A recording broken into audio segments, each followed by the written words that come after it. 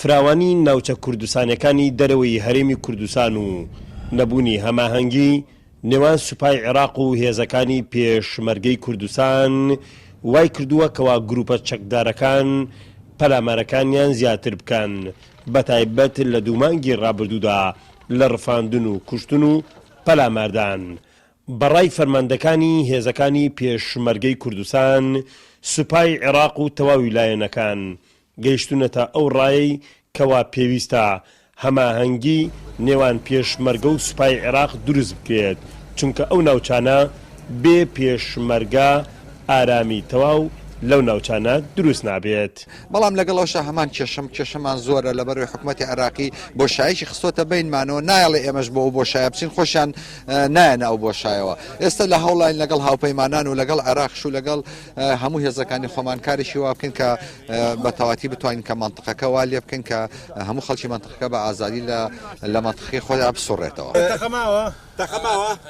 لە دوای ڕیفراندۆمەوە هێزەکانی سوپای عێراق ئەرکی پاراستنی بەشێکی زۆری ناوچە کوردستانەکانی دەرەوەی هەرێمی کوردستان کەوتووەتە ئەستۆیی، بەڵام چەکدارانی داعش بەتایبەت شەوانە هاتوچۆ دەکەن و پەلامارەکانیان زیادی کردووە و هەمانگی نێوان سوپای عێراق و هێزەکانی پێشمەرگە لە ئێستادا لە هەموو کات پێویست و گرنگترا. ئەو ڕایەڵە دروست بێتەوە لە نێوان سوپای عێراق و هێزی پێشمەرگەی کوردستانە، بەڵام بەداخەوە تاوەکو ئێستا حکوومەتی عێراقی زۆر خەمساردانە هەڵسوکەوتی لەگەڵ ئەو داواکاریانەی وەزارەتی پێشمەرگە کردووە و هەر گۆڕایەڵیش نەبووە.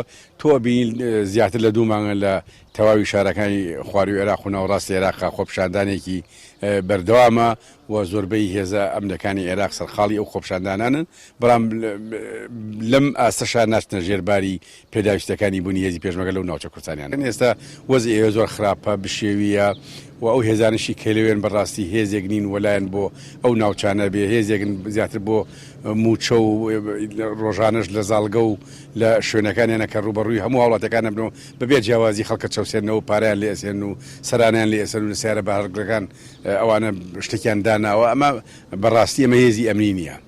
پێشمەرگە و ئاسایش و دەستگا ئەمنیەکانی کوردستان لە دەشت و دەر و لە دۆڵ و چەم و بەرزایەکان بەردەوامە لە پاراستنی سنوورەکان و هاوڵاتیان، بەڵام هەماهەنگی نێوان پێشمەرگە و سوپای عێراق هۆکارێکی سەرێکیە بۆ ڕێگریکردن لە جم و جۆڵی گروپە چەکدارەکانی داعش لە ناوچە کوردستانەکانی سنووری دیالە و سڵاحەدین و کەرکووک.